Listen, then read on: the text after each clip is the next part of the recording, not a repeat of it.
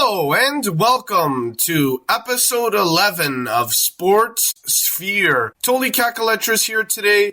Thank you so much for joining us. Really looking forward to this one. We've got the NHL Stanley Cup Final review and the NBA Finals review. So, without further ado, let's get into it. Let's start off in the NHL. The Carolina Hurricanes close out the Golden Knights in Game 6 to secure second Stanley Cup title in franchise history. Carolina spent the first part of the Stanley Cup Final surviving, finding ways to overcome deficits, and play a high-scoring game that didn't fit the Hurricanes' typical style. But when it came down to doing what it takes to win the cup, the Hurricanes' defense put its stamp on this series, shutting down the Vegas Golden Knights and not letting up. The Hurricanes held Vegas to 5 total goals in Games 4 and 5 and used a suffocating defense in a 3-0 shutout in Sunday night's clinching Game 6 to win their first championship in 20 years. Brandon Bussi, whose entrance late into Game 3 helped turn around the series for Carolina, recorded his first career playoff shutout in stopping 22 shots. Jackson Blake had a goal and an assist, and Taylor Hall scored just 3:47 into the game to set the tone. Nikolai Ehlers added an empty net goal. The Golden Knights, who made an unlikely run just to reach the final, struggled badly to muster any kind of offense in Game 6 and went 18-37 between shots on goal in the second and third periods. Playing in their third cup final, this is the first time they have been shut out. This clinching game was what many observers expected the series to be like between the defensive-minded teams, but each side watched leads of 2+ goals disappear in the first 3 games. Now the cup belongs to the Hurricanes, led by coach Rod Brind'Amour,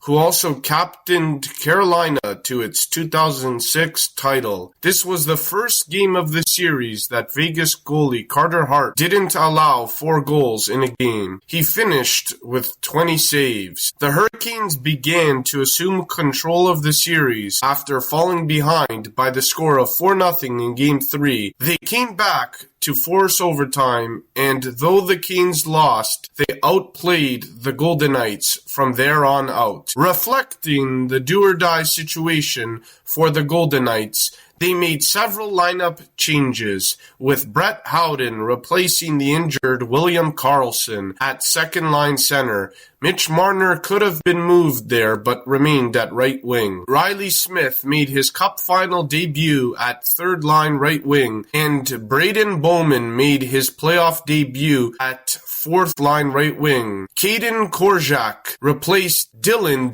Coghlan on the third defensive pairing. This title is a testament to Carolina's resilience as a franchise that kept coming close to winning the Eastern Conference but couldn't quite get through until now. Brind'Amour made sure the Hurricanes kept getting back up after losing in the conference final twice in the past 3 years and 3 times in their current 8-year playoff run. The talent was clearly there, but there was always a stumbling block. Not anymore. After dispatching Montreal in 5 games to make the final, the Brind'Amour-led Hurricanes then faced perennial power Vegas and took care of business there too. Now he will get his name on the cup for the second time. So will 37-year-old Stahl, who also won the title in 2009 with Pittsburgh.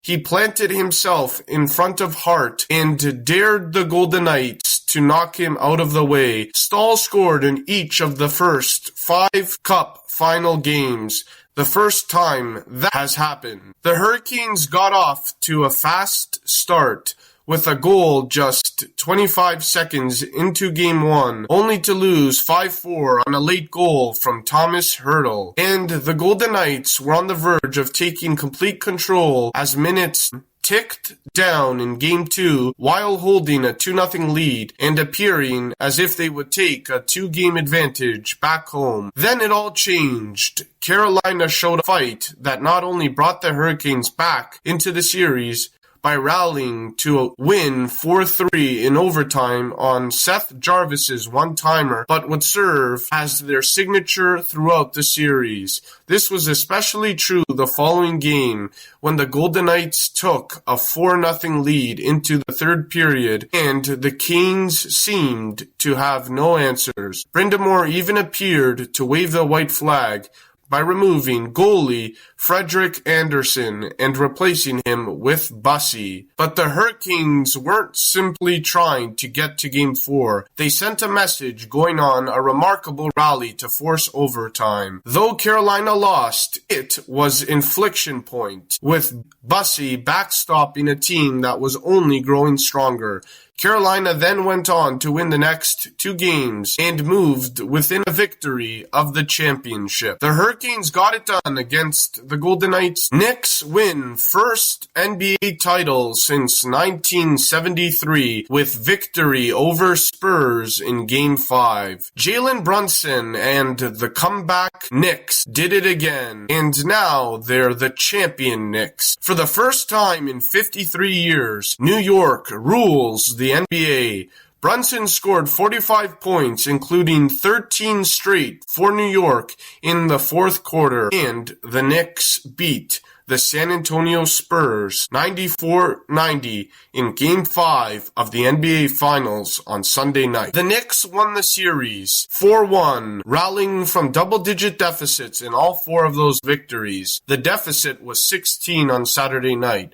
Brunson and the Knicks were never fazed. Brunson fittingly closed with a flourish. He set a Knicks record for points in a finals game. It had been 38 by Willis Reed against the Los Angeles Lakers in Game 3 of the 1970 series. It now belongs to the point guard who changed the franchise's fortunes when he arrived 4 years ago. Dylan Harper scored 25 for the Spurs, who got 19 points, 14 rebounds, and 5 blocked shots from Victor Wembanyama. The Knicks improved to 4-0 in closeout opportunities this season, winning them all on the road. New York got to the brink of this title by rallying from 29 points down in Game 4 to win 107-106 on OG Anunoby's tip-in with 1.2 seconds left on Wednesday night. It was the biggest comeback in any game this season, regular season or playoffs. By comparison then, a 16-point rally in this one seemed easy. The game followed the same script in the opening minutes as all the others in the series, with the Spurs taking a double-digit lead and then frittering most of it away in the second quarter. The Spurs became the first team in the play-by-play era,